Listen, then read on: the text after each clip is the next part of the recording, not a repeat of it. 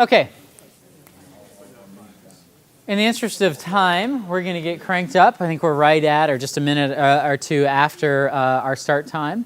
So we're going to go ahead and get cranked up. So I'm just going to clarify a couple of things at the start.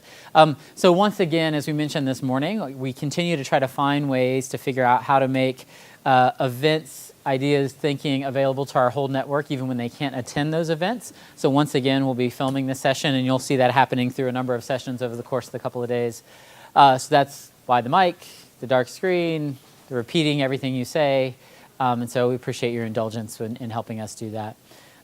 Two, this session is not about the Common Core, just in case that's what you were looking for.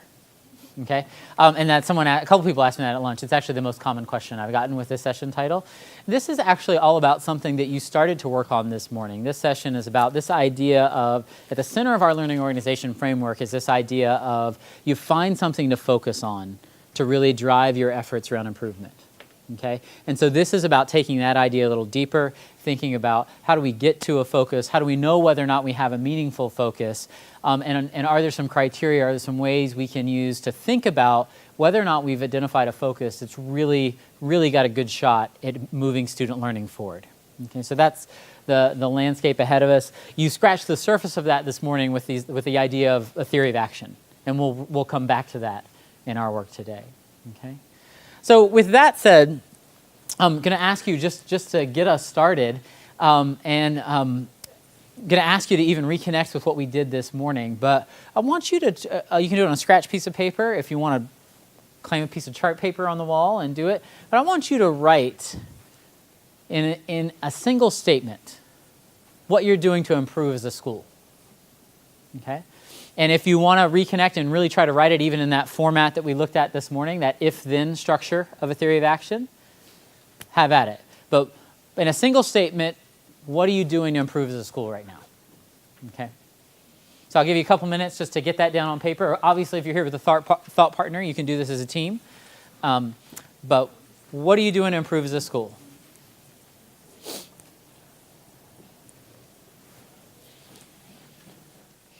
All right, looks like most people are getting pretty close, so even if you're just finishing that thought, we'll come back to these.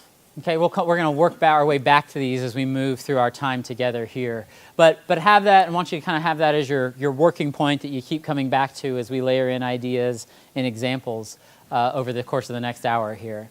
So, as I mentioned a moment ago, this is about our learning organization framework, which many of you have spent time with at this point in one way, shape, or form.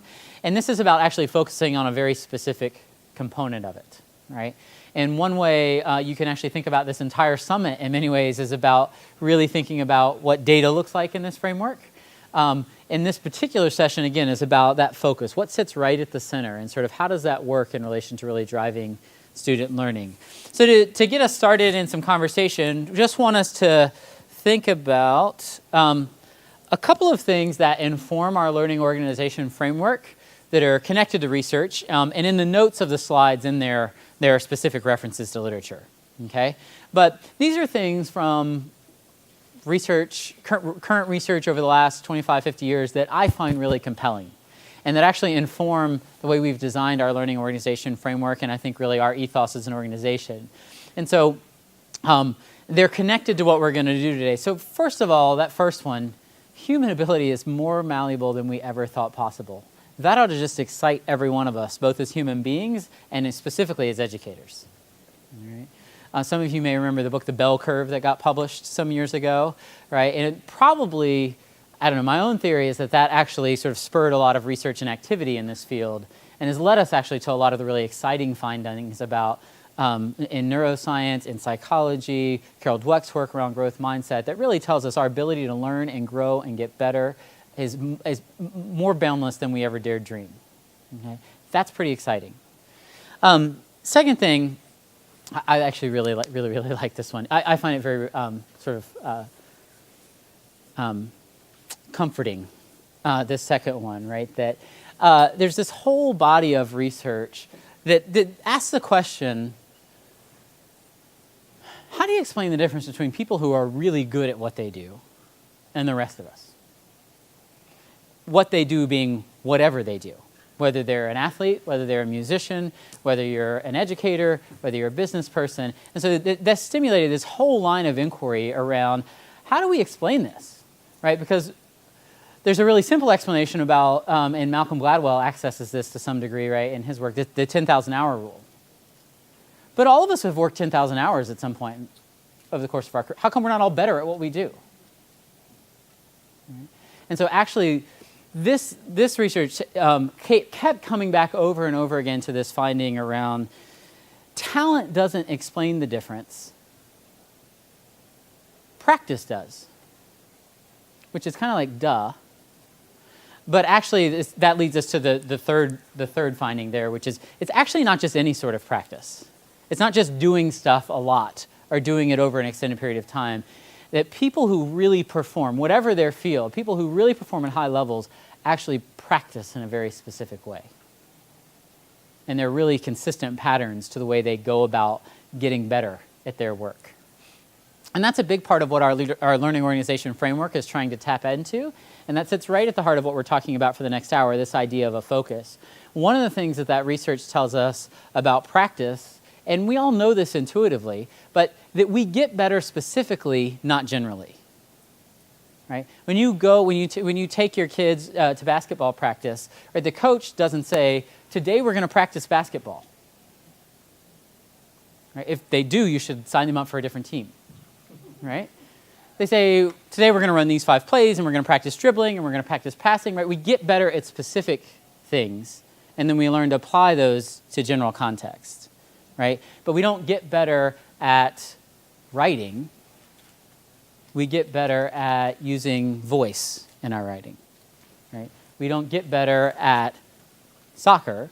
We get better at dribbling. Right? So we get better specifically, not generally. And that's what this idea of focus is in our learning organization framework. If we really want to get better as a school, we have to get more specific than we usually do as schools. Right? Usually we have goals like, we're going to improve student reading by 10%. Right? And what this literature tells us, that's nowhere near specific enough to really drive improvement. So that's what we're after for the next little bit here. So first of all, let's give you an example. Maybe? Yes. So here's an example of a focus that a school, this is an actual example of a focus that a school came up with. So just at your table, have a conversation. Is it any good? We talked a little bit about being specific, what works about it, what doesn't. Just have a quick conversation together. The reactions, thoughts about this as a focus. Okay. So just reactions. Well, actually, even before we hear reactions. So first of all, how many of you have had this conversation? Yeah, almost all of us, right? This comes up. And so our question, right, we want to get that on the table first of all and recognize this is a legitimate conversation. This happens in schools all the time. We all have concerns about getting work in, students turning work in. That's fair.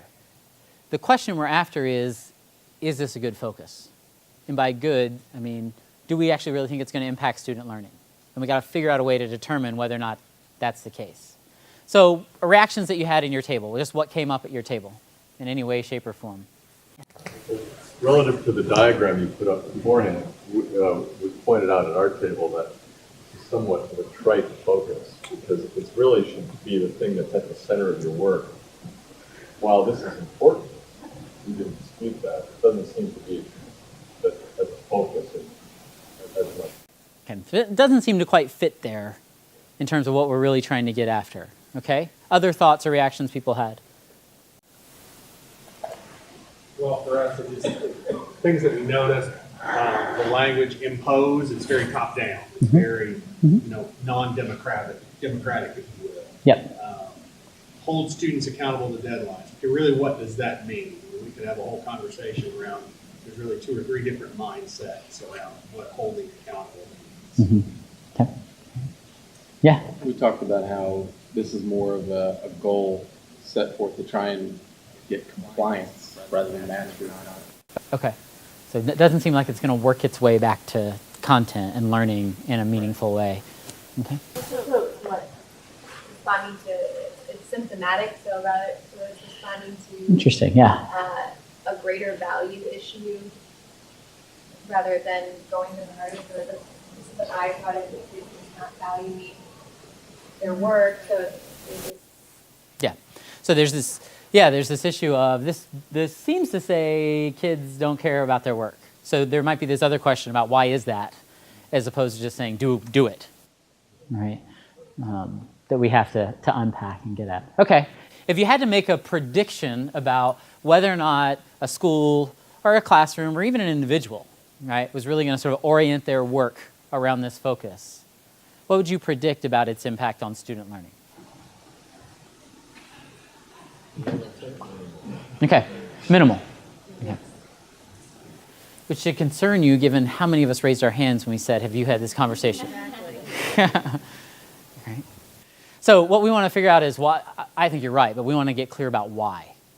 Because that's the only way we're going to get to a focus that actually can make a difference for us. So I asked those of you who are in the room during the transition to pull up an article. If you look in the breakout session project briefcase, and you look in, if you scroll down, there's a section called Focusing on the Core. And the first resource in there is an excerpt from a book. The book is actually Instructional Rounds in Education. The chapter is the Instructional Core. And so I'm going to ask you to pull that up if you haven't already, and just very quickly read page 21 to 23. It will give us just a few minutes silently to read those 2 pages. And then once your table has gotten through reading that, just turn and discuss those questions at the bottom of the slide. Okay. So let's just pull it back together. So first of all, just what is the instructional core? Somebody give me a quick and dirty summary. The relationship of those three entities, Yeah. independent of their codependent. That's right. Right, so it's the relationship between these three and the idea that if you want to change student learning, which one do you have to go after? All of them. And if you go after one or two without the other one or two, what happens? You don't see the shift in student learning. You don't see the change in student learning. So that's the in the shortest space as possible, that's the whole premise of the instructional core. Okay? If you want to change student learning, if you want to increase student learning, you have to increase the knowledge and skill of the teacher. You have to increase the quality of the content to which students have access. And you have to transform the role of the student in the instructional process. And doing any one of those in isolation from the other two still doesn't get you the learning you're after. Okay. So I'm curious about that second question. Again, whether it's your current school, some past district or school you've worked for, can you think of some effort, some big undertaking that was going to change the world that never quite panned out the way we thought? And can you unpack it through this lens? What sort of things did you talk about at your tables here? Yeah, Mike. I came up with the small learning community movie of 2000. You know, how it was, a big part of it was really changed the structure. Okay. So we went here pretty hard. And depending on what happened, we can make some generous assumptions about what was going to happen in those structures, and maybe say they got at this. Okay. Focus was on all this professional development and the impact of the teachers and so on, and not merely the emphasis on content. Yeah, so it never quite got to these other two elements. Great. As a movement overall. As overall, right. Areas it probably did. Sure. Great. Any other examples people came up with?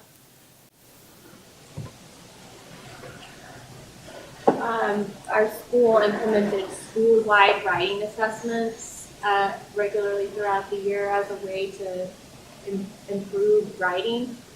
But it was just an isolated activity where we did the writing assessment and the scores were reported. And Great. So we assessed students, right? So we can, again, make a very generous statement about maybe we got at the role of the student, which it doesn't really sound like you did, but let's be generous in the moment, right? But it still doesn't sound like there was a clear path to the other two. Right? Great. So let's just come back to our example from a minute ago, okay? So now, you all nodded your heads like, nope, this ain't going to work. So now explain to me why it's not going to work. Let's get past the intuitive hunch that you had that I would agree with, but let's get really clear about why it's not going to work. Yeah. So, again, you have to be really generous to make the argument that you're transforming the role of students in the instructional process with this focus. right? So even if we give you that, right, how does this get you to the knowledge and skill of the teacher, into increasing the knowledge and skill of the teacher?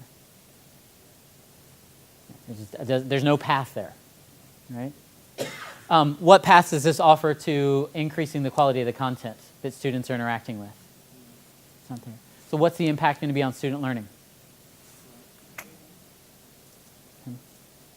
So you know it wasn't going to work, so we're trying to get really precise about why so that we can think about a focus that will. Okay? Again, to emphasize the point, this isn't an unreasonable thing to worry about.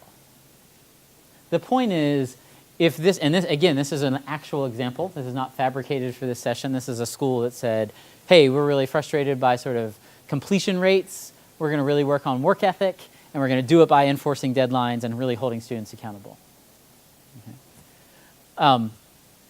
And about 3 months later, they had the exact same conversation about being frustrated by completion rates, not seeing any change in student, but, because it didn't change anything here.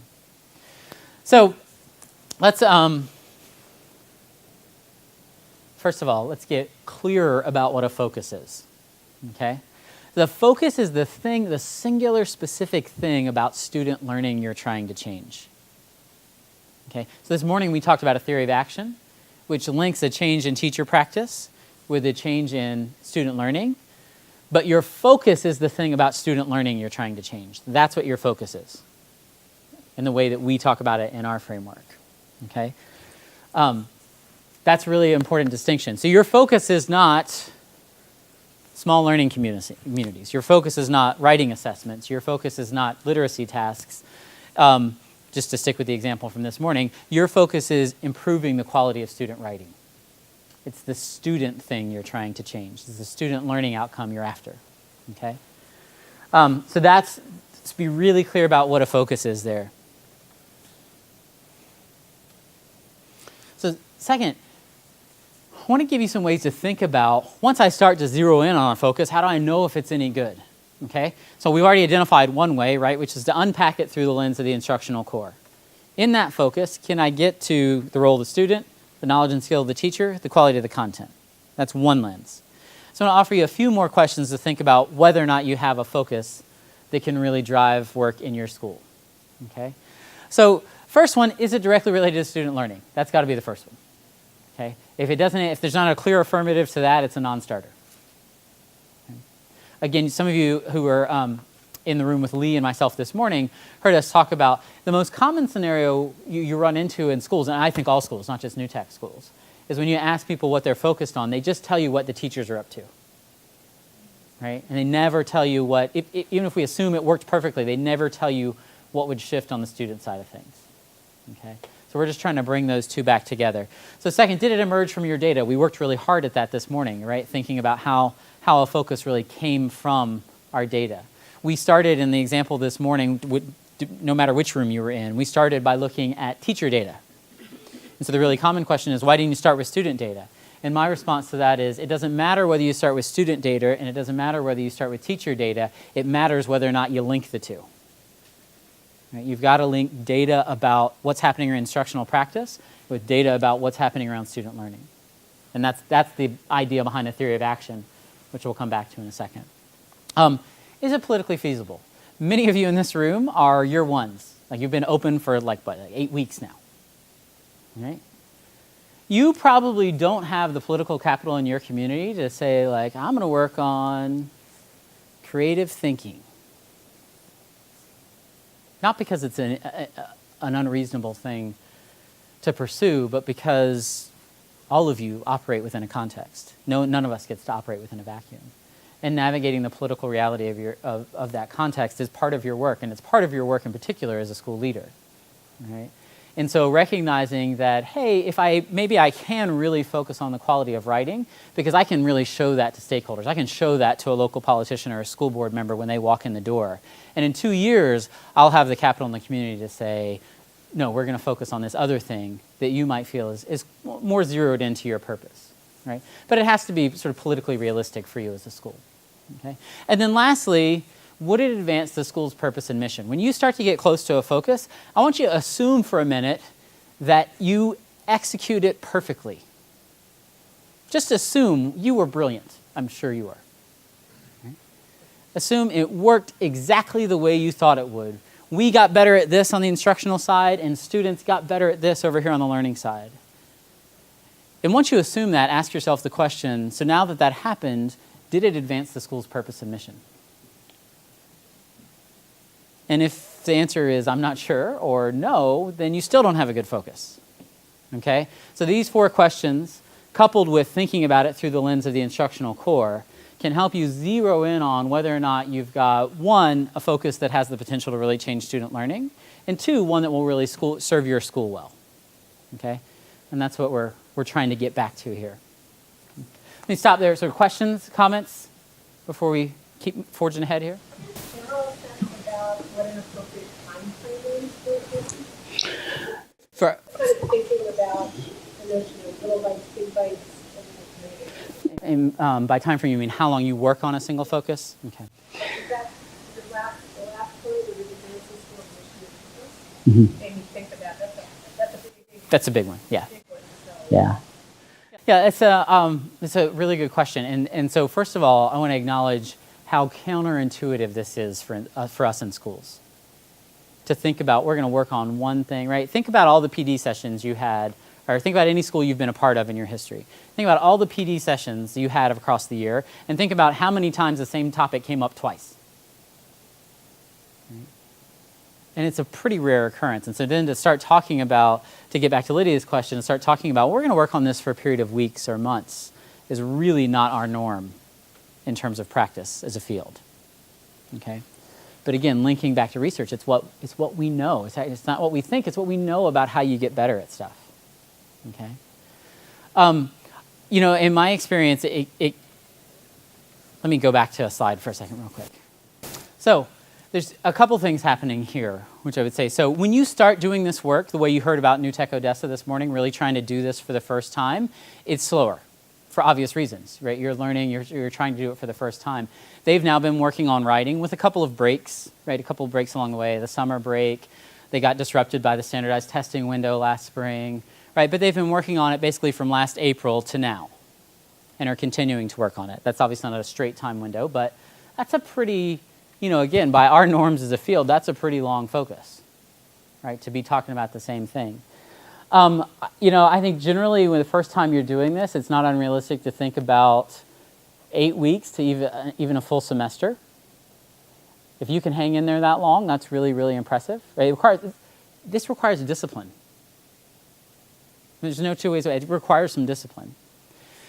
But the other thing I want to say is the really important thing, I would argue the most important thing about this framework is that as you do that, as you know, in the case of New Tech Odessa this morning, as they've been sort of churning around this wheel, around getting better at writing, what they're doing without realizing it is actually getting better at getting better. So when they move on from writing, let's say they move on in November. I don't know if they will or not. What they've actually done is build a whole bunch of capacity around how to improve. Not how to improve at writing, how to improve at whatever you decide you need to improve at. So I'd be willing to bet whatever they chose next time, it's going to take them less time to get to the level of quality they're looking for. And so again, to me, the most important thing about this framework is that not that you're getting better at writing or critical thinking or problem solving or whatever it is that you're after, it's that you're building the capacity of the school to improve as a system. And today that might be zeroed in on writing, and tomorrow that's going to be zeroed in on something else. But with each passing moment, the more and more you work, you're getting better at getting better. And so what starts out, you know, in terms of Lydia's questions, what starts out as what feels like a real slog is you're gonna get more and more momentum. It's going to happen more quickly and more quickly each time you engage in that process around a clear focus. Okay, so let's get back to what you wrote when we came in the room. All right, we've given you kind of 2 lenses or 2 layers to think about this through. The instructional core, right? Does it change the role of the student? Does it increase the knowledge and skill of the teacher? Does it change the quality of the content to which they have access? And then that second set of 4 questions about, does it emerge from your data? Is it directly tied to student learning? Is it politically feasible? And would it advance your school's purpose? Okay, so think about that and come back to the statement you drafted this morning And let's see if you can refashion it into a tighter focus. And again, going to bring you back to this theory of action structure of an if-then statement, right? If the thing you're trying to change or transform about instructional practice or teacher practice, then what would happen on the student side if you did that successfully? Okay? So just a little bit of work time. I'll be floating around. Have at it. It's really quiet in here. So how are we doing? Anybody willing to share just some of the drafts we got in the room? So let's actually just hear a couple of drafts and let's just think about them together. Think about the criteria we've talked about, and sort of learn together. I want to be really. It's hard work. Okay, this takes a lot of thought. Right? If you think about, I forget who it was, maybe Thomas Jefferson or someone who said, if you want me to talk for 3 hours, I'm ready right now. If you want me to talk for 3 minutes, I need time to prepare. All right? You're trying to get down to, you're really trying to distill something. That takes a lot of work. Right? It's really easy, because you've seen the posters in every school you've gone into. It's really easy to generate these long, rambly, flowing posters about mission and right. We've all got those, right? But we're trying to get really precise about what am I doing to increase student learning on the teacher side, and if I do that well, what's going to happen on the student side? So who's got a draft we can look at or think about? Fire away. All right. On learning walks, if we look at student tasks, then we will be able to predict student learning. If we look at student tasks, we will be able to predict student learning. So I'm just going to bring us back to the diagram of the core. Let's think about it together. On learning walks, if we look at student tasks, we will be able to predict student learning. All right, so let's just think about it again. Ask that question, is this a focus that we think is really going to change student learning based on thinking about the core? Let's just think together out loud. What do you think? A little too general? So let's just ask the question, how does that focus, go ahead, sorry. How does it change instruction? Great, so how does it get to the knowledge and skill of the teacher? That's an actual question. Anybody want to make an argument? So how does that focus get to the knowledge and skill of the teacher? Maybe if they could unpack what the learning walk, unpack what that means. Maybe I don't know what that means, but so learning walks could be, right? Learning walks could be a vehicle for doing this, right? But I would argue, what is it doing it around? Or I would ask the question, what is it? What are you using learning walks to increase knowledge around? Okay. We don't know what a learning walk is. Is that maybe? Sure. Learning walks, yeah. I mean, so actually the excerpt that we looked at is from a book called Instructional Rounds in Education. And the whole premise of instructional rounds is that doctors do medical rounds, right? They do grand rounds, right? They look at if you've ever been on the receiving end of like them coming into your room with like 20 medical students and asking you like what's wrong and like talking about all your symptoms. It's really fun if you're feeling brave and you feel good about your health. But the idea is, right, this is actually how medical professionals learn, right? They walk around, they actually engage sort of problems of practice together, they problem solve different scenarios, they generate sort of different hypotheses and what they talk about as differential diagnosis on the spot. And so the idea of instructional rounds is, why couldn't we walk around our buildings and do that together? Right? And so there's a bunch of different ways people talk about that. I would think of learning walks as a version of that, right? But it's this idea of we can walk around and sort of look and collaboratively discuss and problem solve together around what we're seeing in our rooms as a way to build capacity and understanding. Yeah, using the school successor. Yeah. Maybe more specifically, or something like, if we use instructional rounds, they help faculty see the connection between the learning and the content of instruction, and we improve student outcomes, something to that effect. So, in a way, what's the learning walk? What's the intention of the learning walk? It's Great. to make the classroom a more visible and transparent experience for everyone. Then would that have an effect on Sure. making student learning more effective? Right, which is a cultural goal and a perfectly good one. Yeah. But I like where we're headed now, right? This idea of, so what would you use the learning walks for, right? What would you sort of focus them on? And then I would also say we'd have to think about the prediction side, right? We'd predict student performance or student learning, right? But my question would be, what would you predict? Right? To get it really tight, we want your prediction in the statement, right? That if we used learning walks to really focus on writing instruction, right? Then we would see an increase in the content knowledge and critical thinking reflected in student writing. Thank you. Who's got another one? Yep, Craig. If we structure units of instruction in a way that all students learn the essential content, but work at differentiated levels toward mastery of that content, then students will all be met at an appropriate level and provide growth for all students. That one's probably too long for me to recite. So will you read it for us again? Read it for us one more time. Does that make sense or not? Okay. If we structure units of instruction in a way that all students learn the essential content, but work at differentiated levels toward the mastery of that content, then students will all be met at an appropriate level and provide growth for all students. So I'm going to say the if side is really about differentiation, right? That's the strategy. Correct. Right? That's an instructional practice strategy. What's the then side about? It's really about making sure that kids at the top are growing versus just mastering the minimal level content. So providing remediation for the kids that are struggling, but providing enrichment for the kids that are already getting it. What do you think?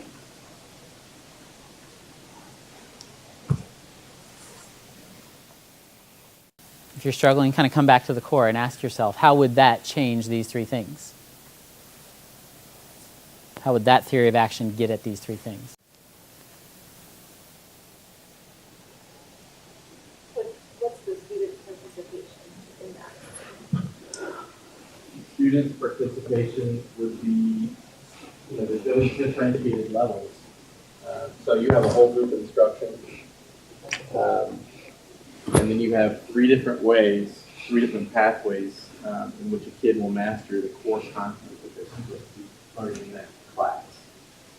Okay? And they're being met at a level that is reasonable for that kid. So if they're really struggling, then they just get the very basics. If they're on the upper end, they're doing really well, and they've already mastered it really from that whole group of instruction. So now how do we take it to the upper end? Put it in practice.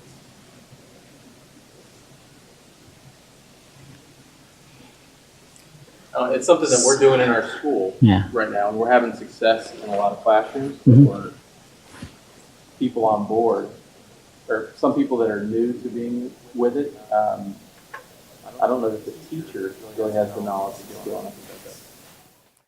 So here would be my response to this one. I've actually done this one. As a principal, I actually tried that one. And I feel like what I learned from that is differentiation is kind of like learning walks in the previous one. It's a strategy that needs to get pointed at something. Right? Because if we just talk about differentiation, which is what we did when I was doing it, we create that simple, it doesn't specify what we're trying to change on the student side. Not clearly enough. The problem with that is then I don't know if what I'm doing is working. So what's the likelihood I'm going to keep doing it? Okay. So that again, we're trying to really tie those two tightly together so that when you try something, when I go in and really differentiate open-ended problem solving, I'm making something up, right? Right, and then I believe that my students' sort of math, problem solving, and critical thinking skills would really improve, right? When I've got something that specific, I've got a clear action I'm taking, and I've got something clearly I'm looking at to see what impact it had. When we bump it up a level in terms of generality, and it's just we're working hard on differentiation and we expect student growth, it becomes very hard to link those two. So even if we see student growth, we don't really know what the drivers of that growth are. We don't have a clear sense of that. So the likelihood, again, that you're not going to hold on to the gains you're making becomes bigger. All right? So that's all we're after here. That was my experience, and we did a very similar sort of version of that when I was still in a school, around really focusing on differentiation. And our big takeaway was we never fully got to the student side of the equation. What would be different? If we really got better at differentiation, what would be different? And again, to me, it kind of functions like learning walks. You got to point it at something. All right, we're about out of time here.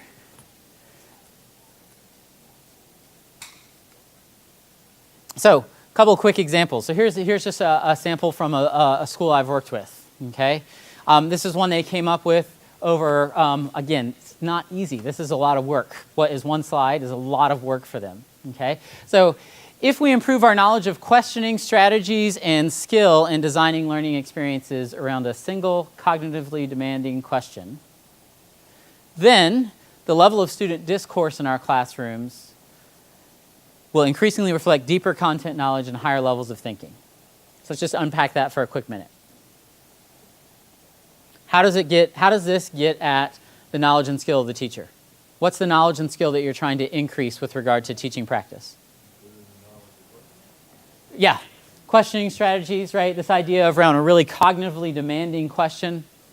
Okay, so that's what you're going after in terms of sort of teacher knowledge and skill. All right. What's the path to content here? What's the path to changing the level of content to which students have access? Key. I can see it being twofold. Okay. Maybe when your questioning techniques are good, either you're assessing or advancing and pushing students beyond their initial thought process. Yeah. That's right.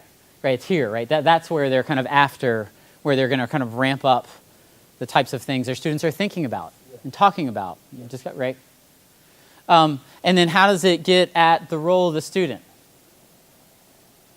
What are they trying to change about student learning? So yeah, they want deeper content knowledge, right? And they want better critical thinking, but where are they going to look for that? What is it? Discourse. So here's the student piece, right? We're trying to transform the type of conversations, right? The types of ways our students talk to one another, talk about content, talk about ideas in our classrooms. So this is a fairly sophisticated one, right? But the important part is you can see a path to all three elements of the core in here.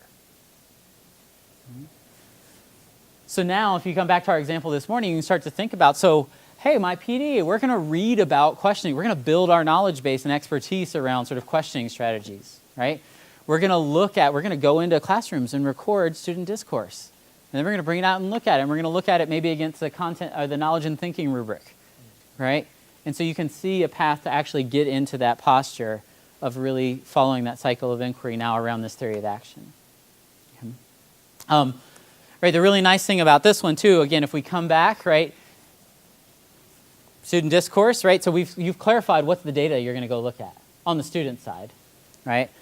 And on the teacher side as well. Right, you're going to be looking at what are the questions being asked and what are the students doing when they talk about those questions, right? So you've clarified what you're going to look at on both fronts, which is really great, right? Now you've made the world smaller and more focused. So questions. Let's just bring us back to that before we wrap up. Questions about that? Yep. So I think that is obviously that meets the requirements, but it's not very user friendly in the sense that the language is complicated. We have to read it maybe 3 times to understand what it's saying. So maybe breaking it down so it's user friendly for Sure. the kids could understand it too, or the parents. It's just so that's a verbiage. yeah. That's a really fair point. I would clarify, this was not written for students and kids. Right? This was written by staff for staff, right, for their own thinking and learning. So I think that's a really fair point. And you heard Betsabe talk this morning about the way they talked about their theory of action with their students and so on and so forth. Right? So yeah. It's dense, there's no doubt. Yep. And my question along with that was, on your staff, how would you look at that and see if what you're doing is Great. what data would you review or? Yeah, so I think you'd look at two things. So let's say you would look at, so I'd think about that single cognitively demanding question. I'd look at our planning documents. What's the question we're planning around? What's the question you've designed around? And then I'd actually go, for this particular theory of action, I'd go in and look at the way students are talking to each other.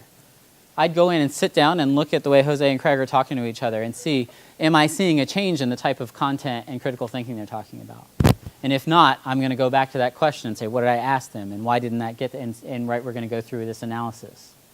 Right? That's what this would point me to, if I were leading this. So we got to wrap up. Last thought, which is this is a leadership summit, and I'm a real fan of leadership literature, right? But in our context, we really want to drive home the point that all of your leadership skill, right, whatever your role is about focusing it, about training on your ability to influence these three things, right? These are the things that have the capacity to change student learning, okay? So it's about taking all of that leadership skill and capacity you have as a school leader and finding a way to use it to influence the knowledge and skill of your teachers, the quality of the content to which students have access in your school, and the role of the students in the instructional process. Okay? So that's your work as a school leader, particularly in the New Tech Network. Thanks. Have a good afternoon.